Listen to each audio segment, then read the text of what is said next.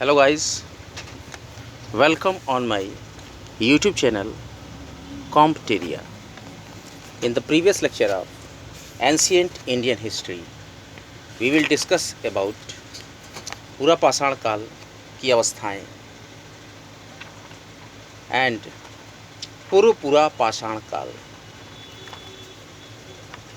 pre-Paleolithic age. Now, before wasting our time, we will start our new lecture मध्य पूरा पाषाण काल। इस काल में तापमान में भारी कमी आई, जिसका प्रभाव पाषाण प्रौद्योगिकी और औजारों की किस्मों पर पड़ा। 1960 वाले दशक के पूर्व तक मध्य पूरा पाषाणिक चरण की अलग पहचान की किससे अलग पहचान नहीं की जाती थी, लेकिन उस दशक में इस चरण को पहचान कर एक पृथक चरण के रूप में प्रतिष्ठित कर दिया गया और नेवासाई चरण की संज्ञा दी गई, क्योंकि इसे विशिष्ट पहचान वाले उच्च कोटि के औजार महाराष्ट्र में नेवासा नामक स्थान पर प्राप्त हुए थे। नेवासा के निकट चिरकी में मध्य पूरा पाषाणिक उद्योग और निवास के साक्ष्य मिलते हैं।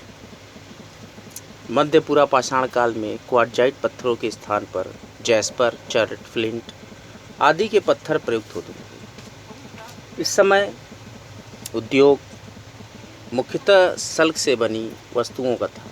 इस समय के मुख्य औजार फलक, बेधनी, छेदनी और खुरचनी थे। फलकों की अधिकता के कारण इस काल को फलक संस्कृति की संज्ञा दी जाती है।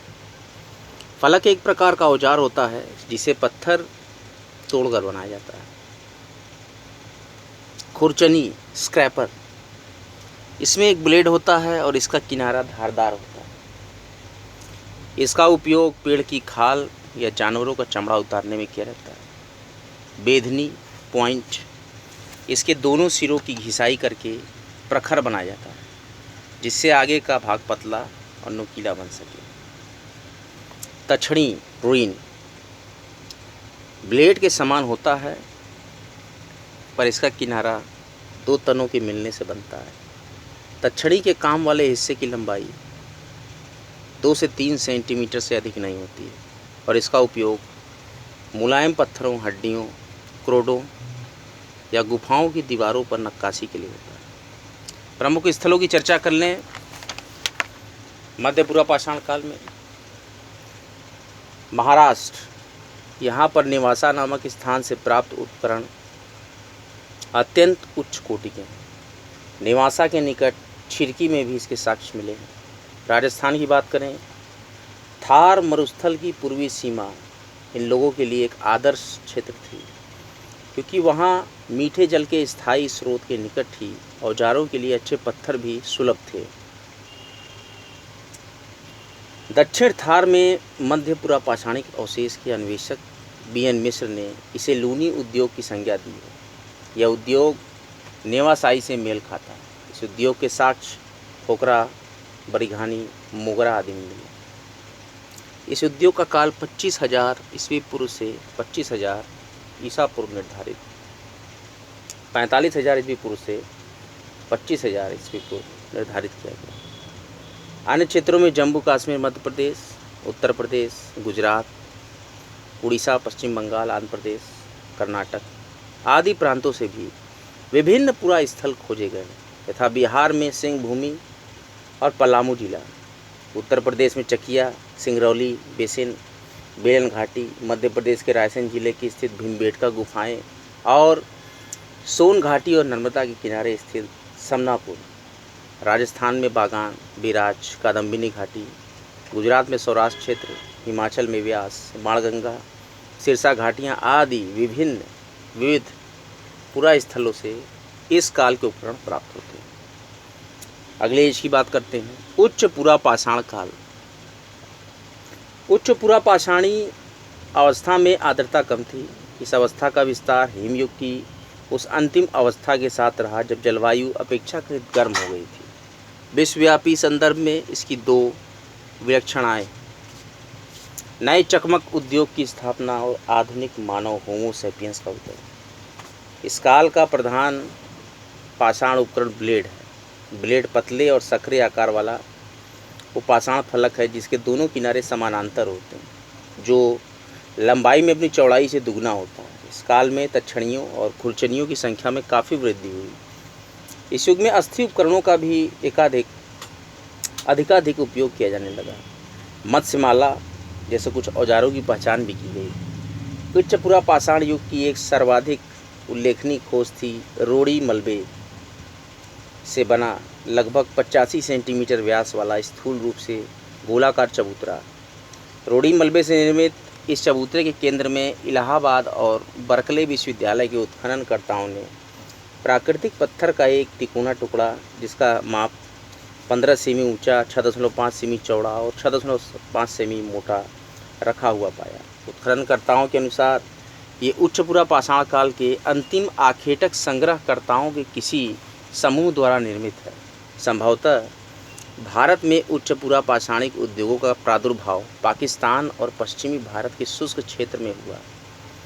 रिवाद में 55वें पुरातात्विक स्थल में पुरातत्ववेत्ताओं को क्वार्टजाइट के बड़े समानांतर पहलुओं वाले फलकों के निर्माण के प्रमाण मिले।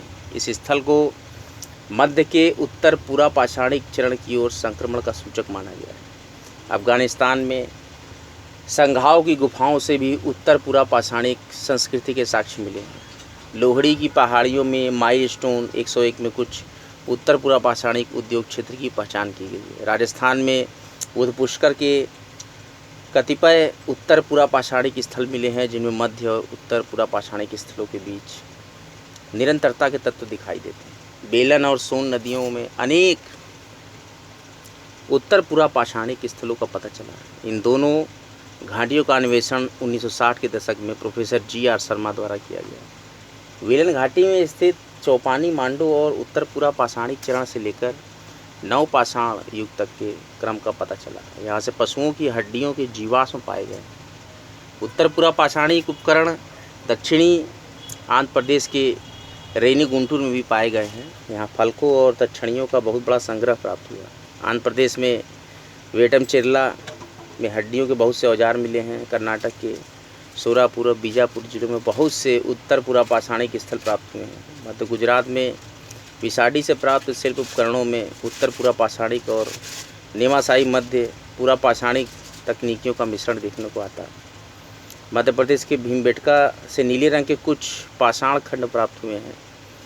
वाकड़कड़ महोदय के अनुसार इनके द्वारा चित्रकारी के लिए रंग तैयार किया जाता होगा। संभव है कि विंध्य क्षेत्र के शैलाश्रों में बने हुए कुछ गुहचित्र उच्चपुरा पाषाण युग के ही हों। इस प्रकार से गुफा चित्र पश्चिमी यूरोप से भी प्राप्त हुए।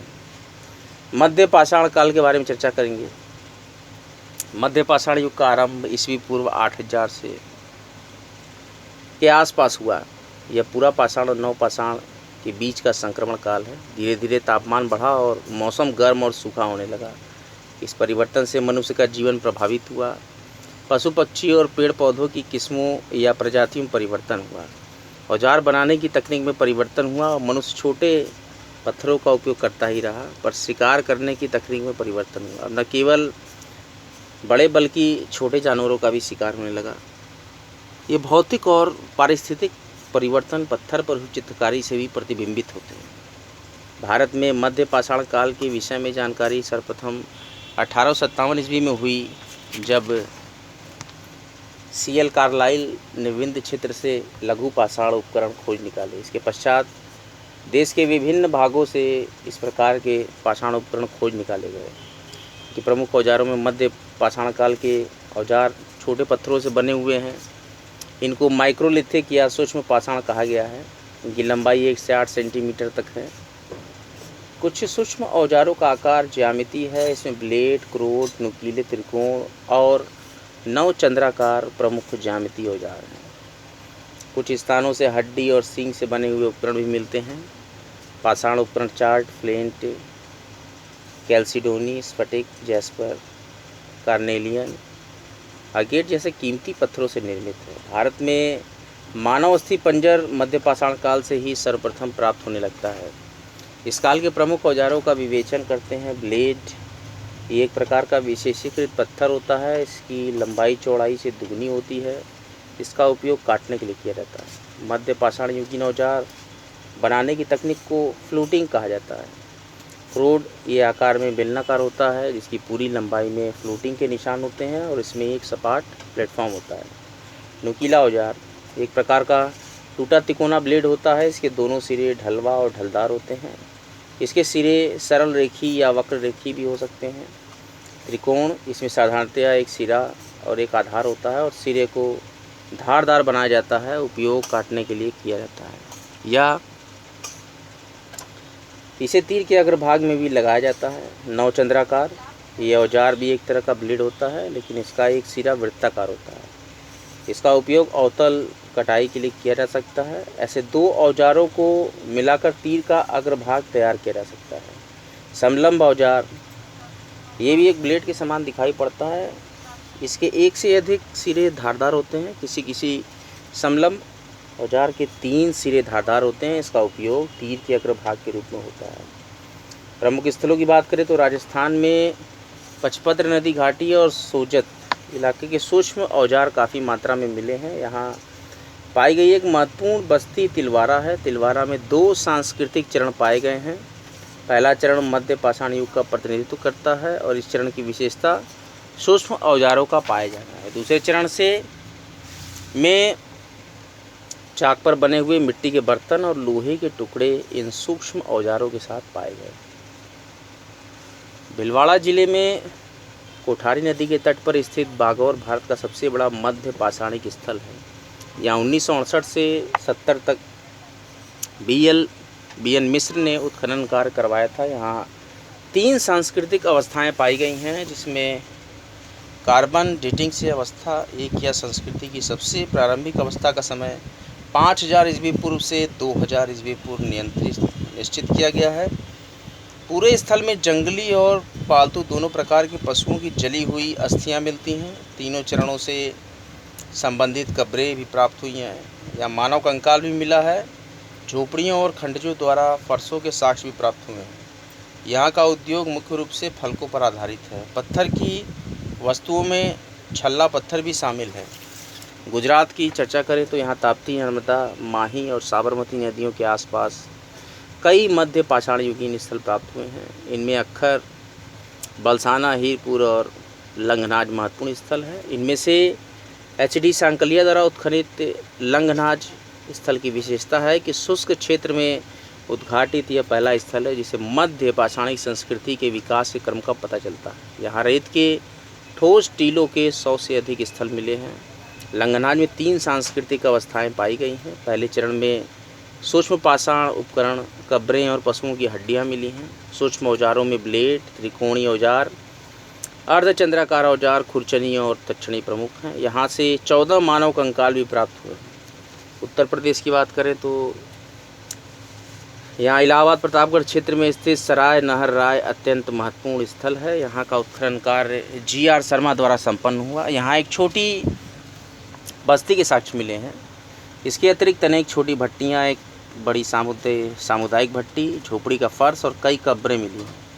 यहीं से स्तंभ गर्त के भी प्रमाण मिले हैं। स्तंभ गर्त का अर्थ होता है कि रहने के फर्श पर ऐसे गर्त जिसमें स्तंभ गाड़े गए हैं और उन पर छत बनाई गई है। यहाँ से ढेर सारे नर कंकाल भी प्राप्त हुए हैं।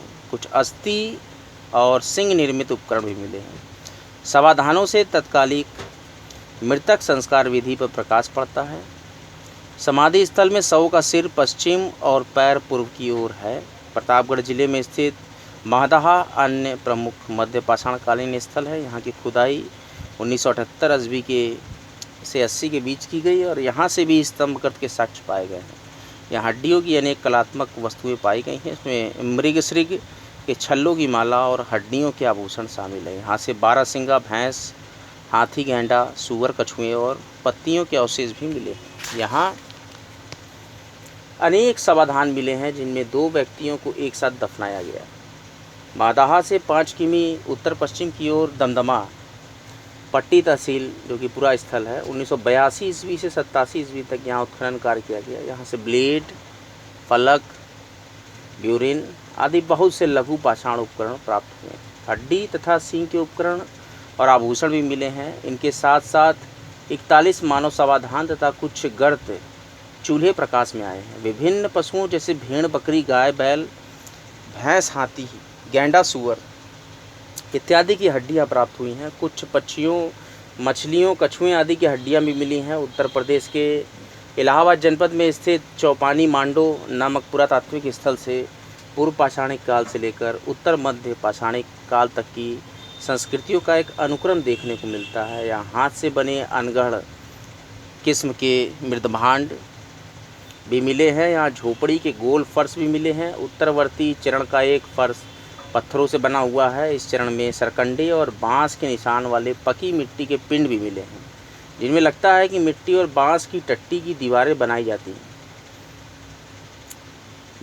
थीं और अन्य अवशेषों में हथौड़ा पत्थर, छिलाई में प्रयुक्त होने वाले पत्थर, छिद्रयुक्त गोल पत्थर आदि शामिल हैं। उत्तर प्रदेश का विंध्य और ऊपरी और मध्य गंगा घाटी वाला क्षेत्र मध्य पाषाणकालीन उपकरण के लिए सुप्रसिद्ध है।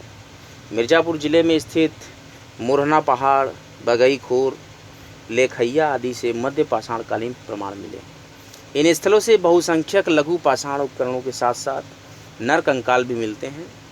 लेखैया से 17 नरकंकाल प्राप्त हुए हैं, जिनमें से अधिकांश सिर पश्चिम दिशा में हैं।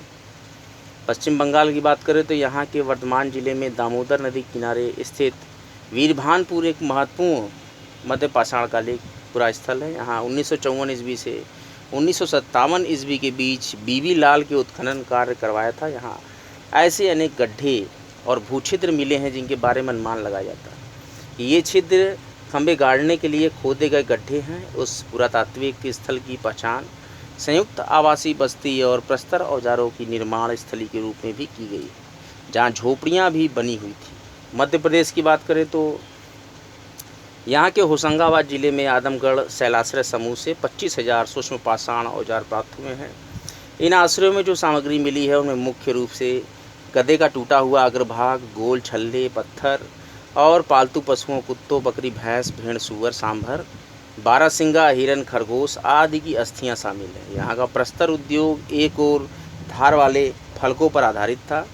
मध्य प्रदेश के पंचमढ़ी के निकट मध्य पाषाणकाल युग के 2 शैलाश्रय मिले हैं, जिसका नाम जम्बूद्वीप और डोरोथी द्वीप है। यहाँ गैर मृदभांड सूक्ष्म पाषाण चरण के बाद मृदभांड सूक्ष्म पाषाण चरण का प्रारंभ हुआ। मध्य प्रदेश में भीमबेटका की तीसरी परत से मृदभांड विहीन सूक्ष्म पाषाण उद्योग का पता चलता है और परत 2 एवं 1 से मृदभांडों से युक्त सूक्ष्म पाषाण उद्योग का पता चलता है।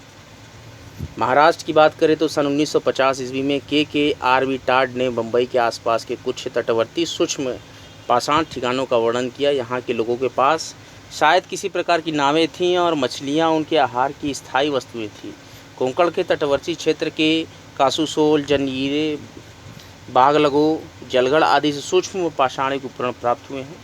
महाराष्ट्र के धुनिया और पुणे जिलों से ऐसे ही पुरावशेष मिले हैं। आंध्र प्रदेश की बात करें तो यहाँ नागार्जुन कोंडा, गिद्धलूर और रेनीगुंटा के स्थलों से मध्य पाषाणिक उपकरण प्राप्त हुए हैं। कर्नाटक की बात करें तो यहाँ बंगलोर के निकट जल्लाहल्ली के आसपास स्थित पुरातात्विक स्थलों में एक विशेष प्रकार के स्फटिक उद्योग का संचालन किया जाता था। यहाँ से प्रस्तर औजार उद्योग की एक नवीन विशेषता रोमन लिपि के डी अक्षर के आकार के तिरछे तीर फलकों का उत्पादन है। कर्नाटक के संगनकल्लू, वेलगांव आदि से भी क्वार्ट्ज से निर्मित सूक्ष्म पाषाण औजार प्राप्त हुए हैं।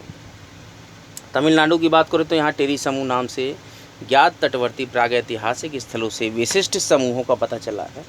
यहाँ के प्रस्तर उद्योग का प्रमुख कच्चा माल स्फटिक और हल्का भूरा मृग प्रस्तर है। यहाँ की शल्क परंपरा बहुत सशक्त है एवं छोटी चक्राकार गुल्लियाँ और शल्क अर्धचंद्राकार तिरछी नोक वाले तीर और वेधनियाँ यहाँ के प्रमुख प्रस्तर औजार थे। यहाँ का प्रस्तर उद्योग वस्तुतः तटवर्ती मध्य पाषाणकालीन मछुआरा समुदाय का उद्योग था।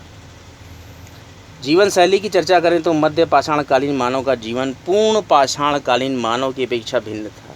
यद्यपि वे अभी अधिकांशतः शिकार पर ही निर्भर थे, तथापि इस काल के लोग गाय, बैल, भेड़, बकरी, भैंसे आदि का शिकार करने लगे थे। पशुओं से धीरे धीरे उनका परिचय बढ़ रहा था। अपने अस्तित्व के अंतिम चरण तक वे मृत भांडों का निर्माण करना भी सीख गए थे। सराय, नहर, राय और महदहा की समाधियों से इस काल के लोगों की अंत्येष्टि संस्कार विधि के विषय में जानकारी मिलती है। ज्ञात होता है वे अपने मृतकों को समाधियों में गाड़ते थे तथा उनके साथ खाद्य सामग्रियां, औजार, हथियार भी साथ रखते थे। संभवतः यह किसी प्रकार लोकोत्तर जीवन में विश्वास का सूचक था। पत्थर का गुफाओं की दीवारों पर बनाए गए चित्रों और नक्काशियों से मध्य पाषाण युग के सामाजिक जीवन और आर्थिक क्रियाकलाप से संबंधित जानकारी मिलती है। भीमबेटका, आदमगढ़, प्रतापगढ़, मिर्ज़ापुर मध्य पाषाण युग की कला और चित्रकला की दृष्टि से समृद्ध है। ये पश्चिमोत्तर पाकिस्तान के चारगुल से लेकर पूर्व में उड़ीसा तक और उत्तर में कुआओं की पहाड़ियों से लेकर दक्षिण में केरल तक पाए जाते हैं। शैलचित्रों के कुछ महत्वपूर्ण स्थल उत्तर प्रदेश में मुरहना पहाड़, मध्य प्रदेश में भीमबेटका, आदमगढ़, लाखाजुआर और कर्नाटक में कूपागल्लू। इन चित्रों से शिकार करने, भोजन जुटाने, मछली पकड़ने और अन्य मानवीय क्रियाकलापों की भी झलक मिलती है। भीमबेटका के काफ़ी चित्र बने मिले हैं। इनमें बहुत से जंगली जानवरों जैसे जंगली सूअर, भैंसे, बंदर और नीलगाय के चित्र बने मिले हैं। आदमगढ़ की शैलाश्रय श्रृंखला की गैंडे के शिकार वाले चित्र से पता चलता है कि बड़े जानवरों का शिकार बहुत से लोगों द्वारा मिलकर किया जाता था। पशुओं का चित्रांकन मोटी रेखाओं द्वारा किया गया। उनके शरीर को कई बार पूर्णतः अथवा अंशतः आड़ी रेखाओं से भरा गया है। इन तीनों तरीकों के उदाहरण उत्तर प्रदेश में मुरहना पहाड़, मध्य प्रदेश में भीमबेटका, आदमगढ़ की गुफाओं और शैलाश्रयों में खींचे गए पशुओं के चित्र देखे जा सकते हैं। चित्र बनाने में गहरे लाल, हरे, सफ़ेद और पीले रंगों का उपयोग किया गया है। इन चित्रों और नक्काशियों से यौन संबंधों, बच्चों के जन्म, बच्चे के पालन पोषण और शव दफन से संबंधित अनुष्ठानों की भी झलक मिलती है। इन सब बातों से यह संकेत मिलता है कि मध्य पाषाण युग में पूरा पाषाण युग की अपेक्षा सामाजिक संगठन अधिक सुदृढ़ हो गया था। ऐसा प्रतीत होता है कि मध्य पाषाण युग के लोगों का धार्मिक विश्वास पारिस्थितिकी और भौतिक परिस्थितियों से प्रभावित था। आज का लेक्चर यहीं तक। अगले लेक्चर में मैं आपको बताऊंगा नव पाषाण काल और इसके साथ ही साथ ताम्र पाषाणिक संस्कृति, चैक्लोलिथिक कल्चर। इसके अंतर्गत आहार संस्कृति, कायथा संस्कृति, शावलदा संस्कृति, प्रभात संस्कृति, मालवा संस्कृति, रंगपुर संस्कृति, जोरवे संस्कृति और इसके साथ ही साथ मैं आपको ताम्र पाषाणिक संस्कृति का महत्व समझाऊंगा और विविध सांस्कृतिक स्थल के बारे में और लौह युग के बारे में इस प्रकार से चर्चा होगी। नित्य निरंतर कॉम्टेरिया पर नए वीडियोस देखते रहें। एंशिएंट इंडियन हिस्ट्री और मेडिवल इंडियन हिस्ट्री के बहुत ही रोचक लेक्चर्स की बहुत ही इम्पोर्टेंट सीरीज़ इस समय कॉम्टेरिया पे चली आ रही है, जिसका कि लाभ उठाएँ। आने वाले विगत समयों में UPSSC PET, उत्तर प्रदेश माध्यमिक शिक्षा सेवा चयन बोर्ड द्वारा कराई जा रही PGT एग्ज़ाम और GIC प्रवक्ता लेक्चरर इतिहास के लिए भी मेरे लेक्चर बहुत ही प्रभावी होंगे। हालांकि मैंने सोशियोलॉजी के पूरे सिलेबस को कवर करा चुका हूं और क्विजेज़ भी स्टार्ट हैं। सोशियोलॉजी और एंशिएंट हिस्ट्री के क्विजेज़ आ रहे हैं बराबर, उसको भी आप देख सकते हैं। बराबर लेक्चर्स आते रहेंगे। लेक्चर्स को बराबर शेयर करते रहें। कॉम्टेरिया को लाइक करें, सब्सक्राइब करें और बेल आइकन को जरूर प्रेस कर दें। ज़्यादा से ज़्यादा लोगों तक लेक्चर शेयर करें। कल विश्व पर्यावरण दिवस का बहुत ही शुभ दिवस है, अतः कॉम्टेरिया आपसे अपील करता है कि एक वृक्ष लगाने का संकल्प लें, एक पौधरोपण जरूर करें, एक पौधा हर एक छात्र लगाए जो भी श्रोता है, और वैक्सीनेशन जरूर से कराएं। कॉम्टेरिया लेक्चर देखने के लिए आपका बहुत बहुत धन्यवाद। हर हर महादेव।